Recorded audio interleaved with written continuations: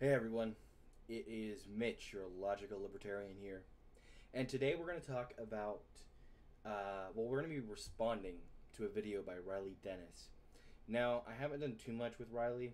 I haven't done a whole lot in a while. Most of my videos are just me talking about specific topics and going over, various statistics and articles. But I saw another YouTuber respond to this video, and some things came up in my mind.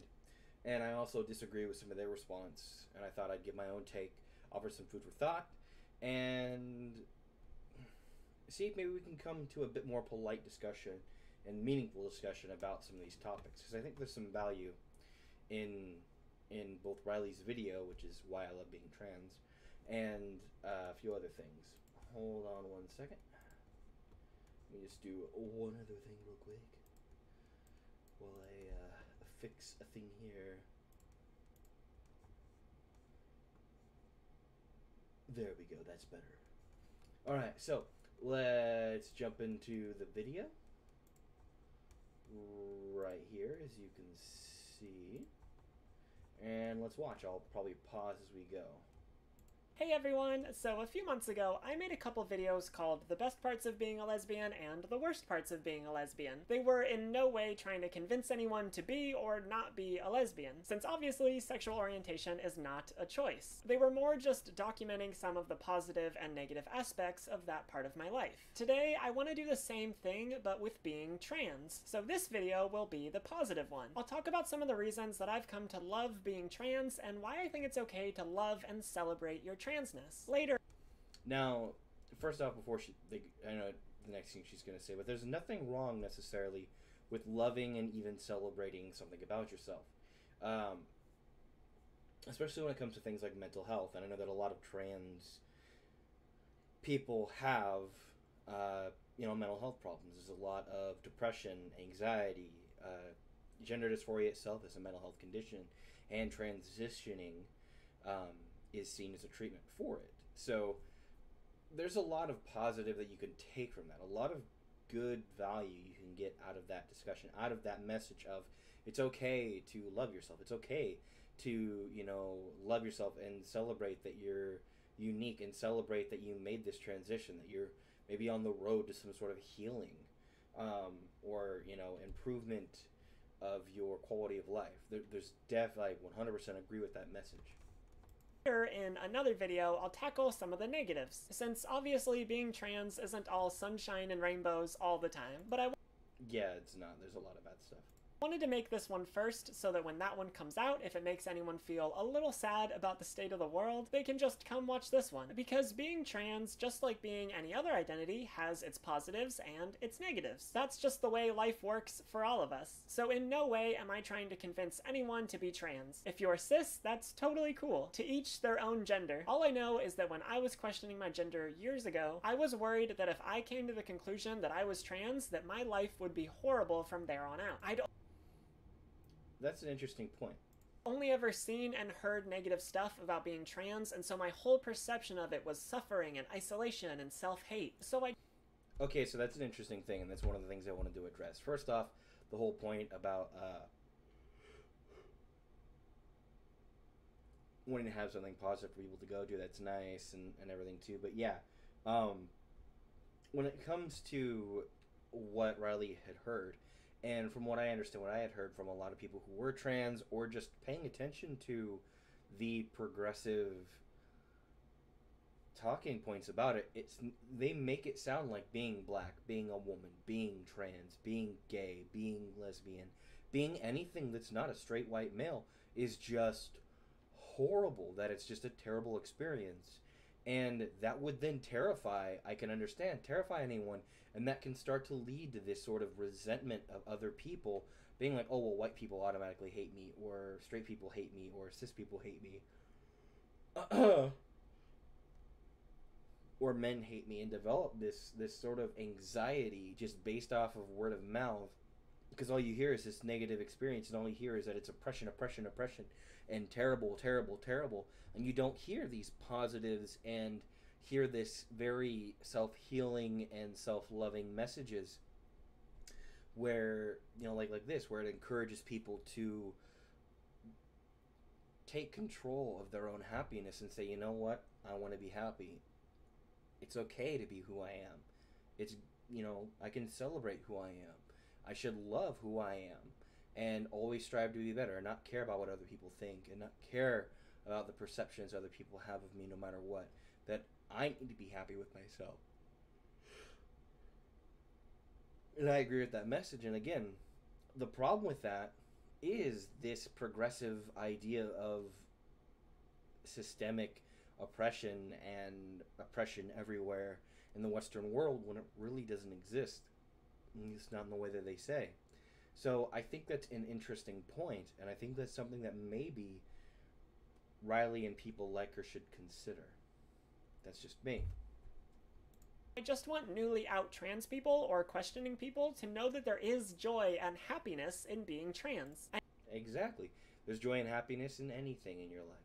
And even after coming out, you can experience an enormous amount of love from others and yourself. But before we get any further into this, I want to tell you about this video's sponsor, the Dollar Shave Club. Regardless of whether you're cis or trans or not quite sure yet, the Dollar Shave is the video. So the first good thing about being trans that I want to talk about has to be the community. I think this is hands down going to be the #1 best part about being trans, because the trans community is beautiful and powerful and incredible. I've never... Now the thing is, I agree with that to a certain point too. It's a good thing, you know, you have that community.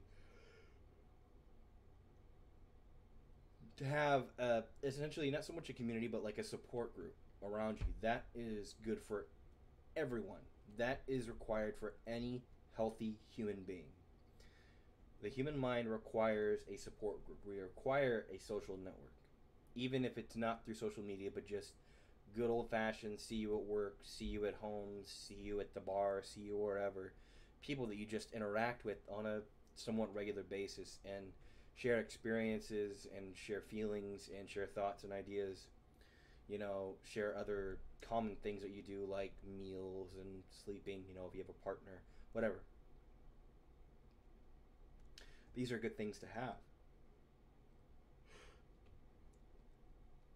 The issue I have with the idea is that it's like, oh, well, the good thing about being trans is that you have a good community. If you were to insert that into any other context, such as, say, being male or being straight or being white or being cis, it has a completely different connotation. And one, it doesn't really work, except for maybe the white part, but even then, it's usually seen as negative. That's one of the big issues. Now, I understand you want to, if you're in a minority, you definitely want to look out for others who are in a similar minority and definitely be empathetic to people who, and sympathetic to people who experience something similar.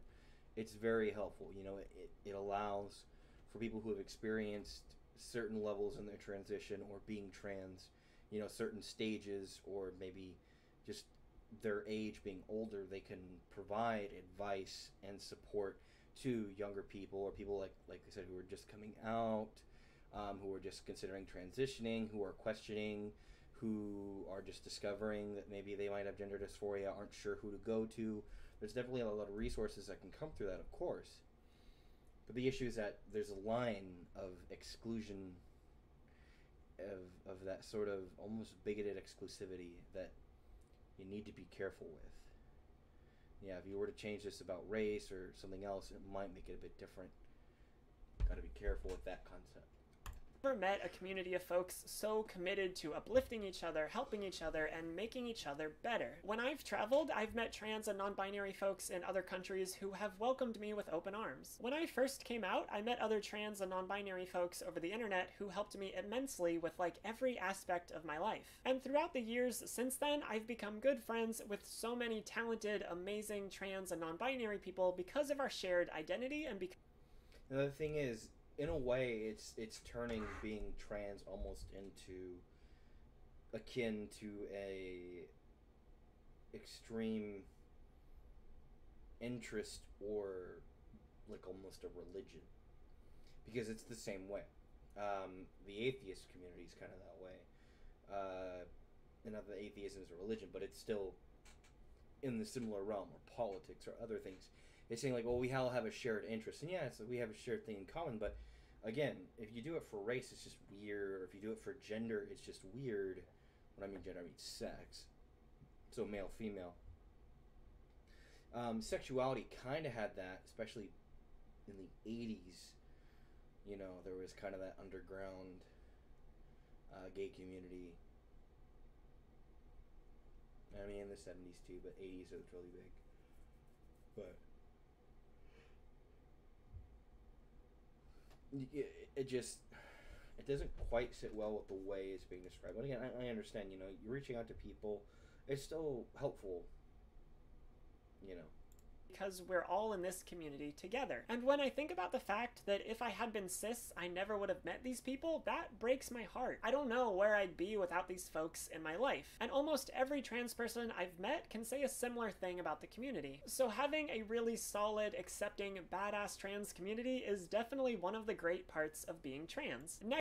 Now again, what I could also, you can kind of relate this to in a more positive way for a lot of people who are maybe struggling to grasp this. You could relate in a way, again, this is kind of analogous. You could relate this to, like, veterans meetings. You know, veterans that meet and discuss their experiences, discuss their feelings, discuss how they have to adjust back to life, because they too are different. Granted, they made a choice, and some of them then, their choice led to things out of their control happening that they didn't necessarily have a choice to make. But it's similar because it's people dealing with certain types of mental health. And again, being trans, gender dysphoria is a form of mental health. It is a mental health condition. Doesn't matter how you want to spin it, it is a mental health condition. Doesn't make it any less valid or anything like that. It's just the way it is. And that oftentimes the best treatment is transitioning. And that's the way to look at it. It's the way that most doctors look at it. So there's kind of a positive way of looking at it there. In that if Riley, and a lot of people are just kind of like, oh, well, you know, you could have met these people if you were straight. Well, kind of not. If Riley didn't seek out these support groups online, didn't seek out these support groups, you know, in college or wherever else, a lot of times she may not have met these people because they also sought out those support groups. Granted, again, it's a bit dicey because you're kind of playing that, you know, searching a support group is not much different, you know, based off of a superficial trait, is not much different than seeking out kind of a exclusionary group, and you got to be careful with that line.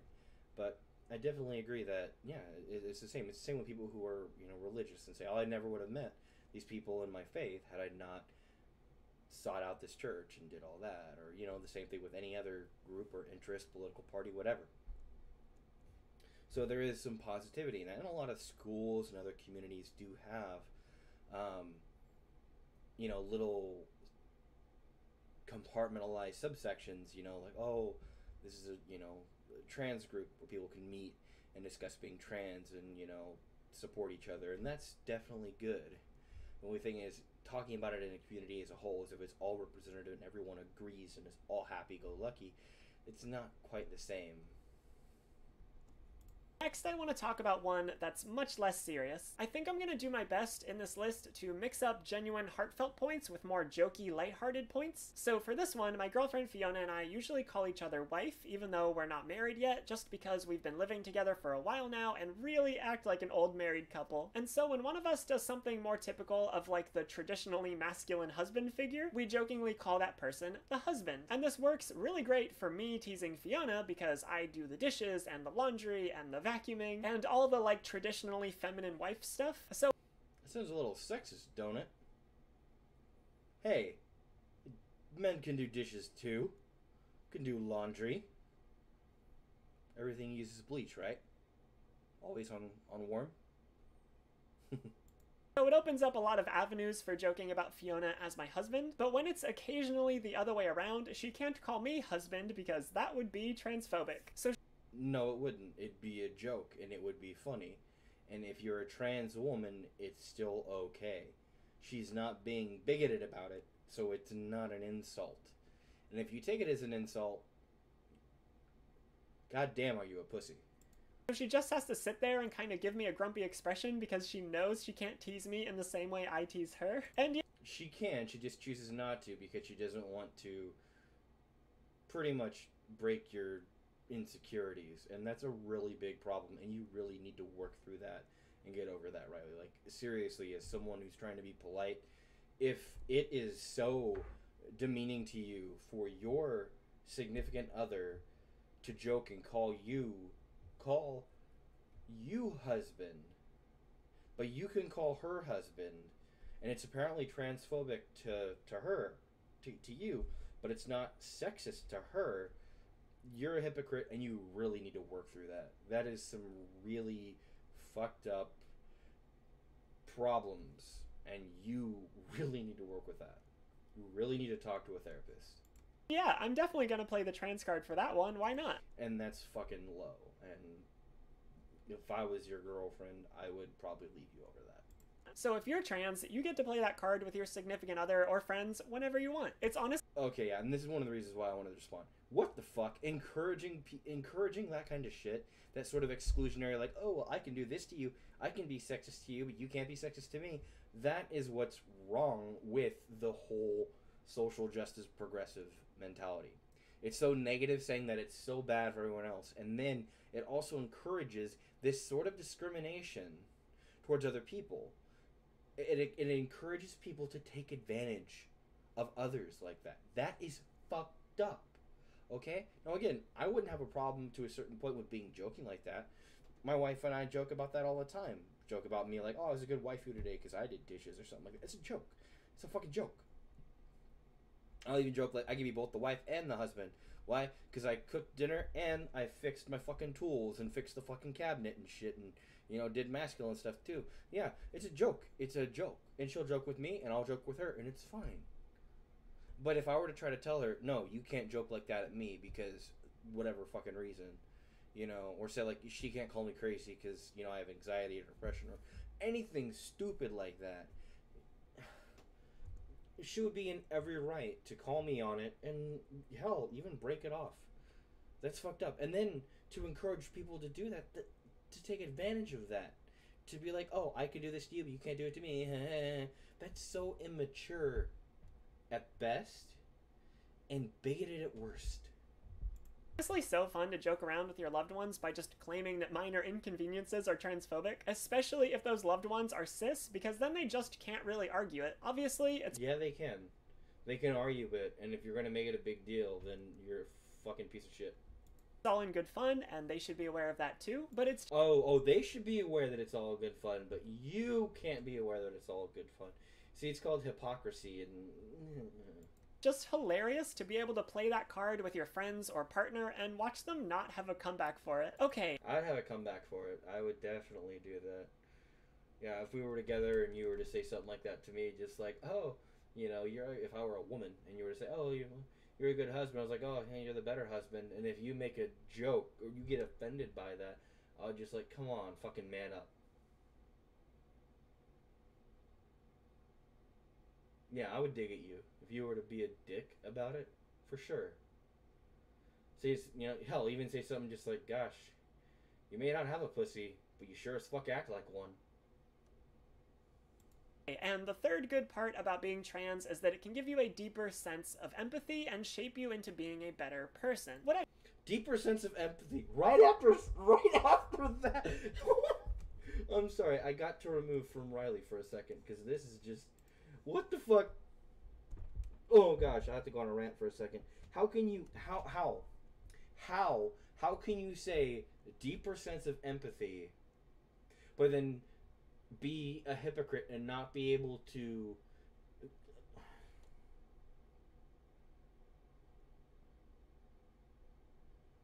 I can't even rant right now. That is just so mind-bogglingly retarded. Deeper sense of empathy, but cannot take the shit you dish out. I have a sense of empathy, but I can make a playful insult at, you know, at my significant other, just, you know, just out of the spirit of loving ball breaking, but I guess I can't use that, it'd be transphobic, huh? But she can't do the same to me because I'm special class and trans. Ha ha, but I take joy in the ability to do that. And it's like, but I'm also super empathetic. No, you're not. You're not empathetic.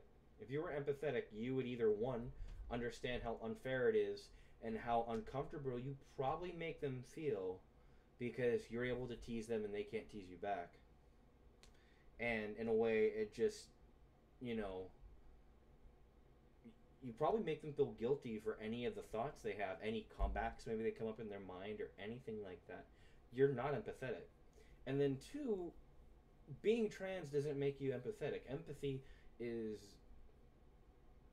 it's not based off of, you know, really any superficial trait. It's a character trait based on personality. Sure, people who have experienced being, you know, a victim of things, if they've ever been, you know, abused, bullied, you know, assaulted, things like that, it might encourage, you know, if they've ever felt depression, it might encourage or at least increase the likelihood that they would have a capacity for empathy of other people in a similar situation. It doesn't mean that they have a greater capacity for empathy regardless. And again, you might think, oh, well, I'm trans, and because I'm trans, I've taken some shit online, so I can empathize with other people who've taken shit online. But that doesn't mean that obviously you don't empathize with everyone. Your lack of empathy is incredibly terrible. And goddamn, that is funny shit. Anyway, let's get back. What I mean by that is that trans people face so much adversity, and being able to overcome that adversity can help you learn and grow. That's not to say that we should intentionally put people through hard times so that they can grow, because I think there are better and less traumatic ways to do that. But for those of us who... Actually, adversity is the best way for people to grow, but adversity doesn't have to be hard times in a way that it's oppressive or so stressful it causes people to commit suicide or be traumatic. Adversity can just be dealing with something difficult, and it's a way for people to grow, to find things out about themselves, for the better or for worse. Who have gone through some shit, I'd argue that it makes us stronger. And in general, I feel like experiencing one kind of discrimination, like transphobia, often makes people more likely to be able to empathize with other people who face a different kind of discrimination. Now, that's not always the case. There are certainly people who face oppression on one axis, but continue not to care about other forms of oppression. And okay, so then you just completely contradicted yourself. You explained exactly what I mean, and you also don't understand it. So, this is a wasted point. And there are people who face very little oppression who are still able to have a deep level of compassion for marginalized people. But okay, so yeah, your empathy is just for people who are on the fucking progressive ladder of quote-unquote discrimination and oppression. The Minority Olympics, essentially. And great. Do I technically qualify because I'm an atheist? I do think that as a general trend, folks who are confronted with one kind of oppression are more likely to see other forms of oppression for what they are. I know that yeah. Or just see, you know, actual oppression versus fake oppression. Oftentimes it's what happens. We see that, no, you're full of shit. Since I've come out, I've become a much more compassionate person, and I don't know where I'd be right now if I hadn't gone through everything that I did. And so compassionate that they will pull the trans card on their significant other to make their significant other feel uncomfortable and squirm, and to one-up them in a way that they cannot return, even in a loving, endearing way. That's how compassionate this person is. What the fuck? Obviously, I want things to get better, and I want trans people to face less oppression than they do right now. I'm not saying that this is a cycle that should continue by any means, but as it stands now, if we're gonna have to experience transphobia, we're gonna take that and use it to improve ourselves. That's a good point. Take whenever transphobia happens, use it as a way of learning, shun those who are legitimately transphobic, and learn to grow and just deal with life, because no one cares about your feelings. That's literally the first lesson I learned in life. No one cares about your feelings.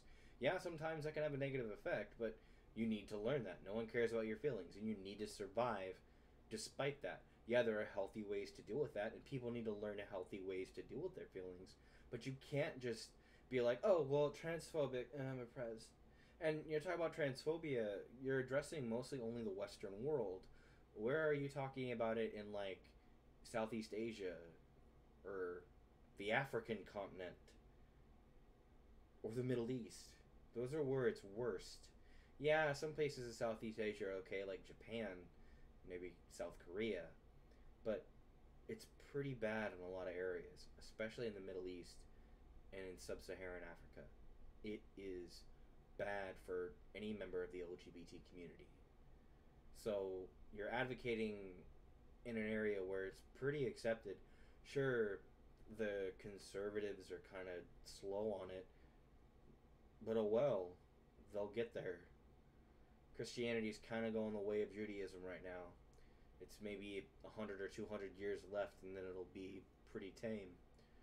So we've made quite a bit of progress. Yeah, encourage it, but quit complaining about it like it's the same as if, you know, again, it's not comparable.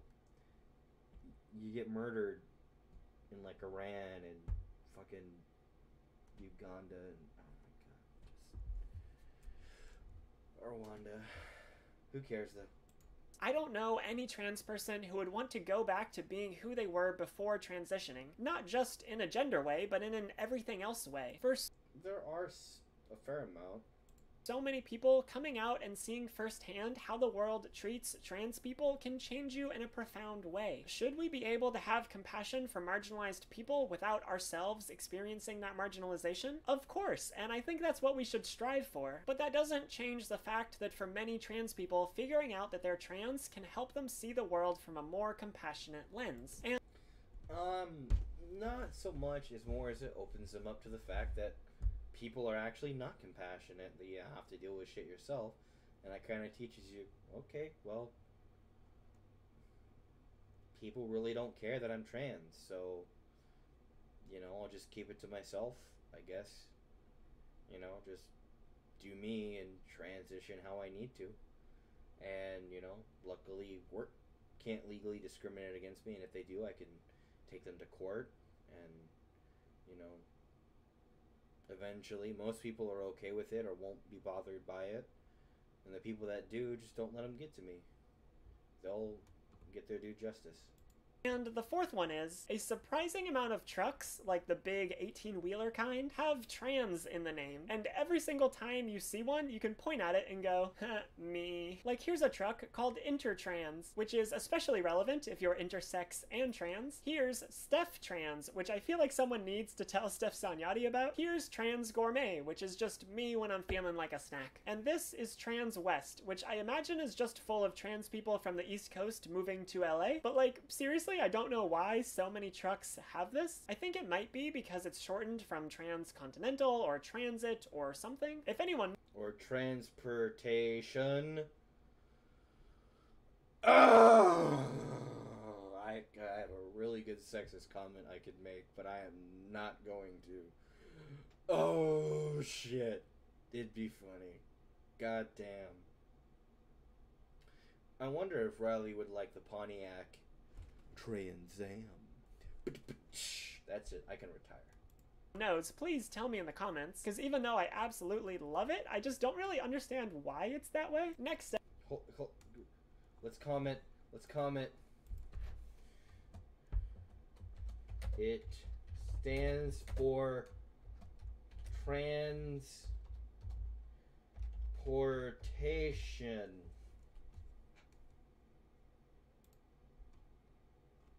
There we go.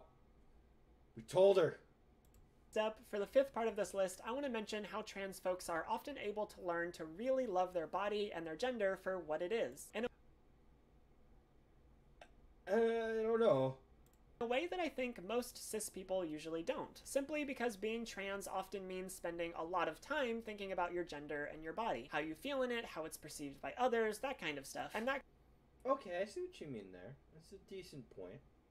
That's fair.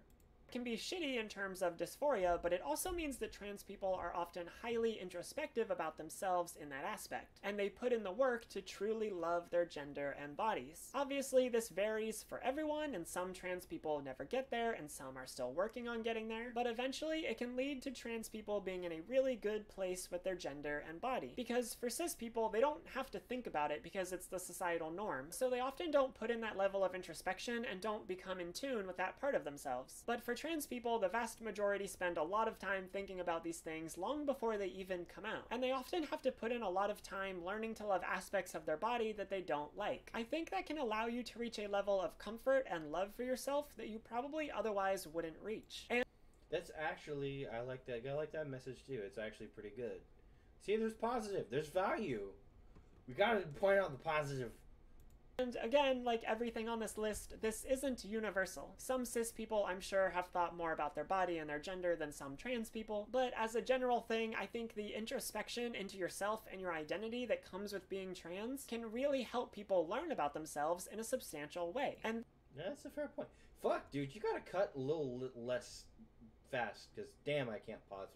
Then you get this fantastic flag. Look at this thing, light blue and light pink with a white stripe down the middle. This is just a really comforting color scheme that goes well with so many things. The light colors are just so chill, and I don't know, I really like it. Next, it's pastel. I hate pastel. Up, and I think this is what, the 7th thing? I think that another great part about being trans is learning to have complete agency over your body. Obviously, anybody can do this, but trans people specifically usually put a lot of thought into how they want their bodies to be because of the effects of dysphoria. Not all. That's also a really good point. A lot of trans people do that, and because of that. See, again, there's some positives. It's like what I learned about myself is good. Now, again, it doesn't necessarily apply to all trans people, but probably Riley's own journey, and I'm pretty sure some other trans people can agree. So again, there's positives. You gotta share the positives. It's good. All trans folks experience dysphoria, but a lot of them do. And so that means figuring out all trans people experience dysphoria. It's not all cancer patients experience yes.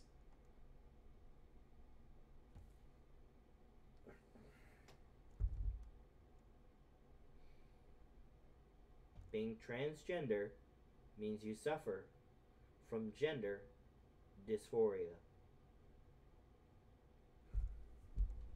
out how you want your body to be, what kind of hormones you want it on, what kind of surgeries you want to have, all that stuff. And obviously there are medical and societal barriers set up so that access is not equal for everyone, and that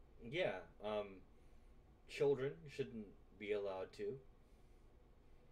It should be when you're 18 or older, and yeah, those things are expensive, but also insurances can cover it. The insurance company I work for does have benefits for trans people, so talk to your health insurance. And yeah, some doctors are still kind of dark age about it, unfortunately, and it can count as plastic surgery.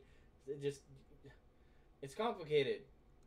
And the thing is, if you're going to say, I don't have gender dysphoria, but I want to transition, your doctor is going to say, then I can't help you, because transitioning is a treatment specifically for gender dysphoria, and it's going to be super expensive, and your insurance company is going to say, you don't have gender dysphoria, therefore there's no reason. It's just plastic surgery. It's cosmetic at that point. It's not actual treatment for a medical condition. Holy fuck! We're going so good, Riley. We're on such a good track, and you fucked it up. You fucked it. That sucks. But learning to take control of your body and saying, this is what I want, this is what will make me most comfortable, that, I think, is empowering. It's taking agency over your body and saying that no one else's opinions about it matter. Exactly. So why the fuck do you care if your girlfriend calls you your husband? It's a joke. It's positive, but you're not living by the positive.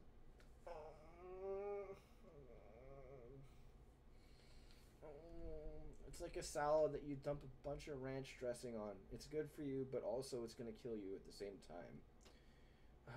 It's like a cyanide milkshake. So good, but over so quickly. side from your own. You're not just a passive bystander in a fleshy, bony avatar. You're an active participant in shaping what that fleshy, bony avatar will be. And honestly, that sounds like what a lot of my Christian friends tell me. I think that's kind of amazing. Now for number 8. If you're trans, Sylveon is now your official mascot. I mean, no!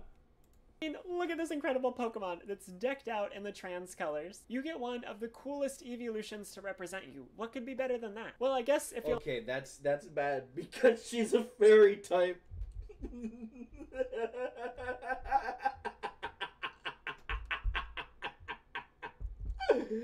Oh, he just got...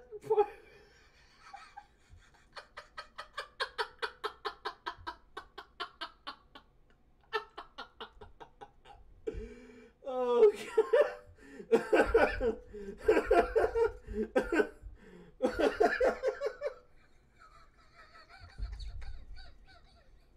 I'm sorry.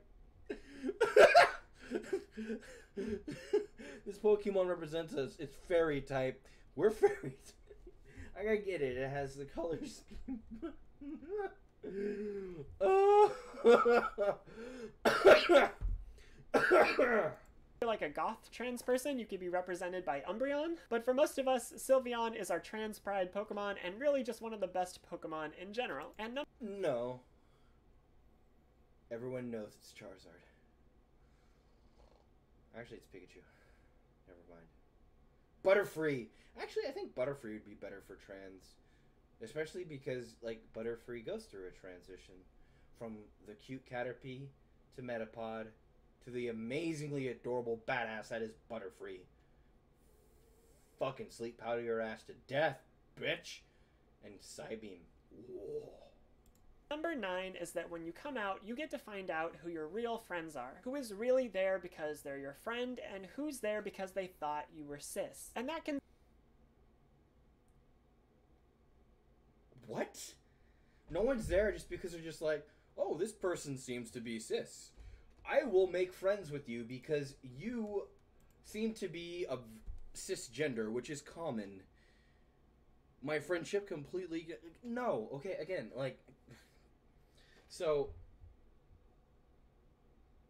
you're talking about empathy. You have to understand that coming out as different than people assumed is going to cause a bit of have a bit of an effect. You know what I mean?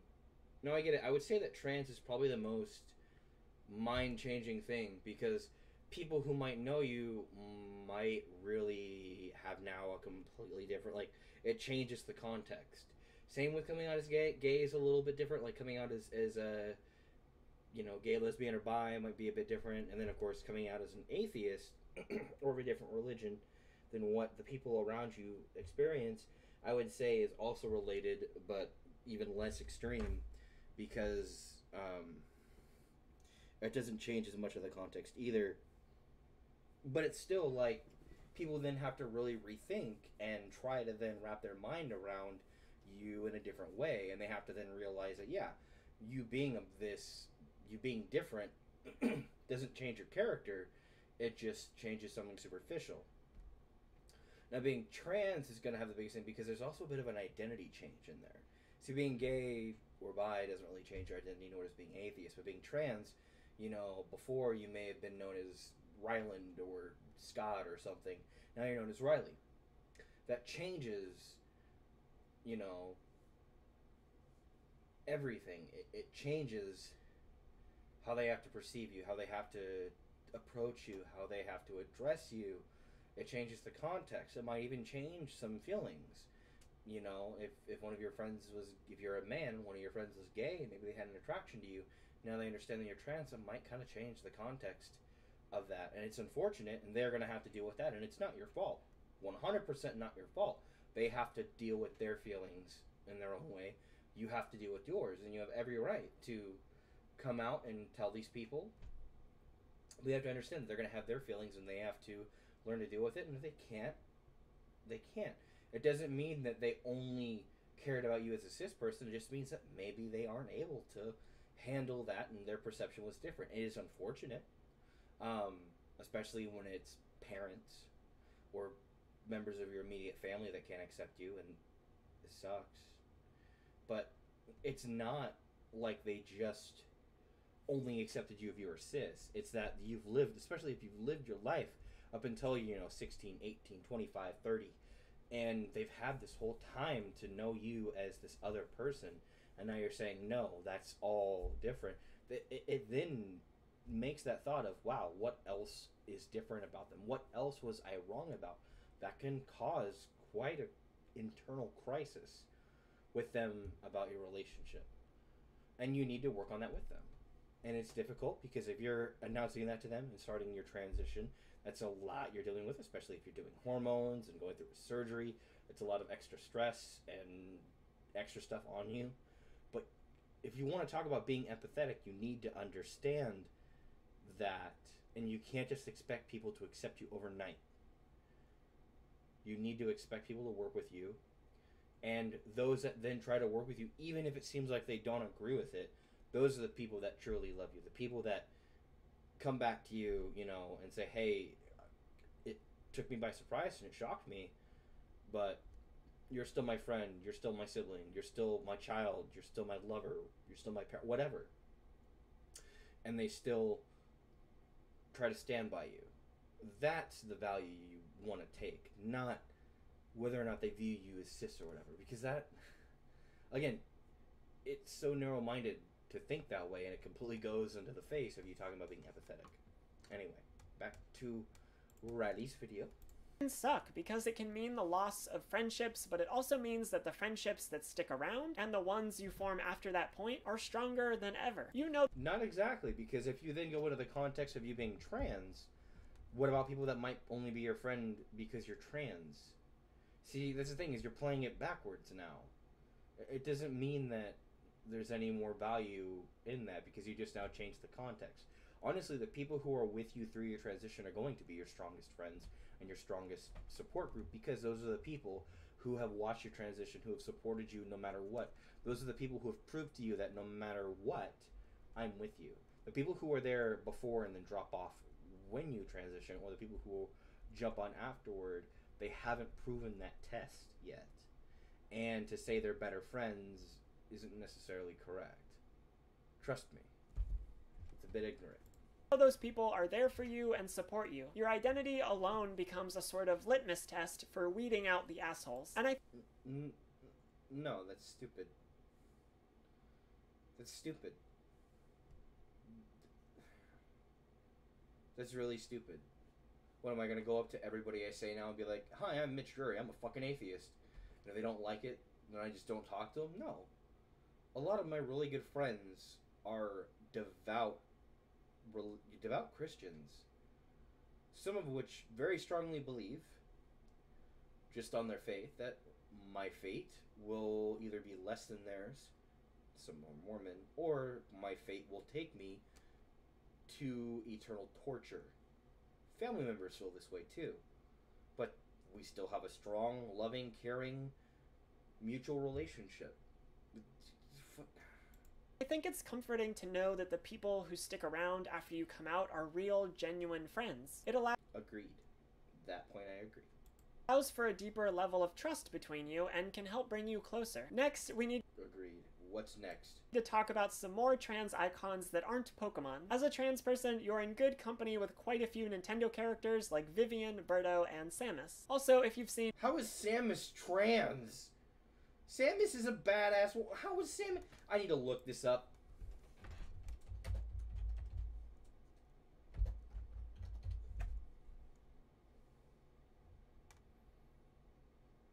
What? What is this?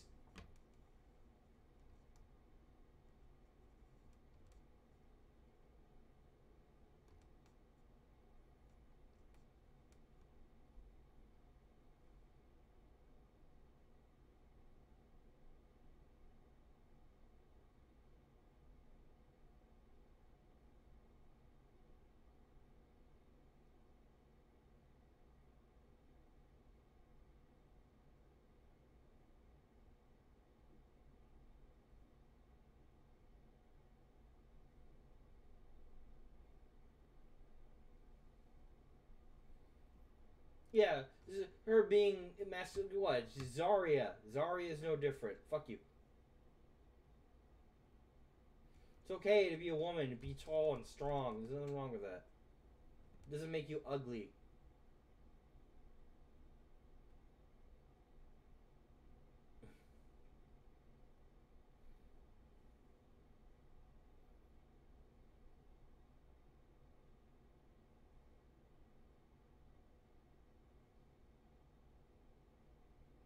I guess she's trans. Fuck it. I didn't know that. Wow. Been talking about that since 1994. Oh well.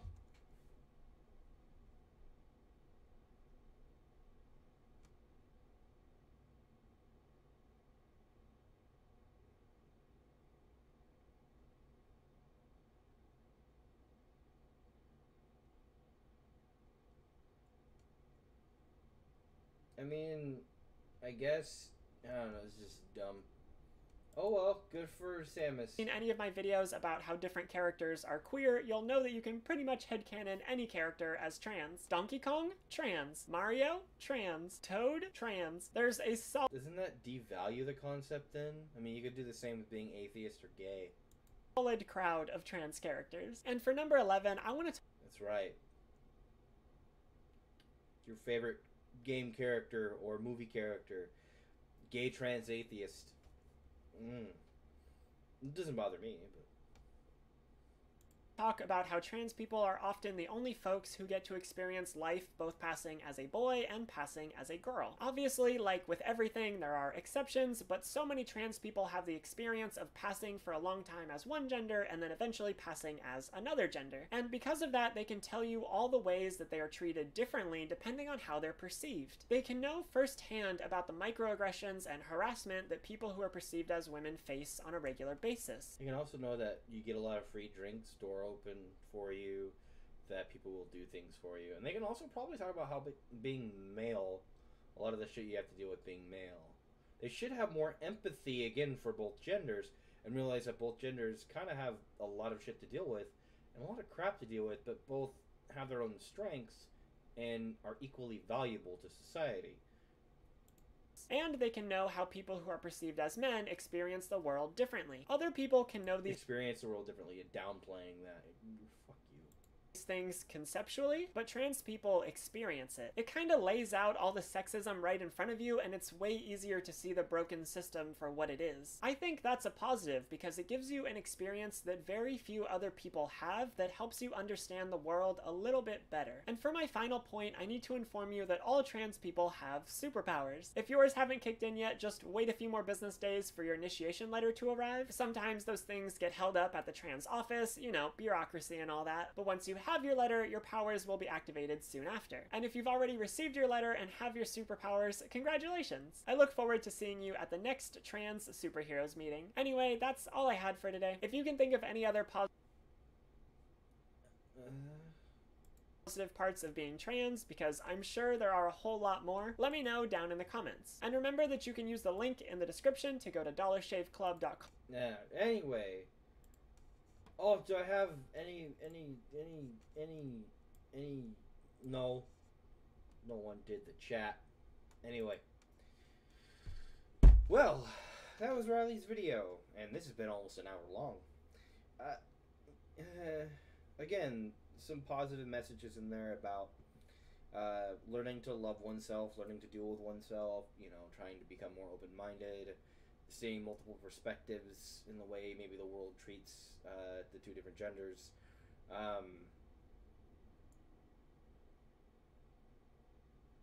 Yeah, there's a lot of stuff that can be perceived as good in there. There's still a lot of shit you gotta weave through, but hey, you know, and if you have any ideas, if you have anything to add to what Riley said on positive or negative, please feel free to comment. If you have anything you want to tackle me on, debate me on, please comment. If you have ideas for other videos, other things to stream about, let me know. I'm going to try to do this more often, probably more often in the evening and on Fridays, just because it's going to be time where I'll have more time. But yeah, I wanted to tackle this video. I'm glad I could. I'm going to do it more in this live stream style just because I'm lazy. I don't want to spend the time editing. I don't have the prowess that a lot of other people do to edit better videos, and I spend a lot more time when it comes to making content in the gaming world on my other channel, which you should check out. But if you like the video, give it a like. Make sure to, again, comment what you think. Check out my other content. Check out my other channel. Make sure to subscribe, and have a nice day. Remember to think. Always think. Use your brain.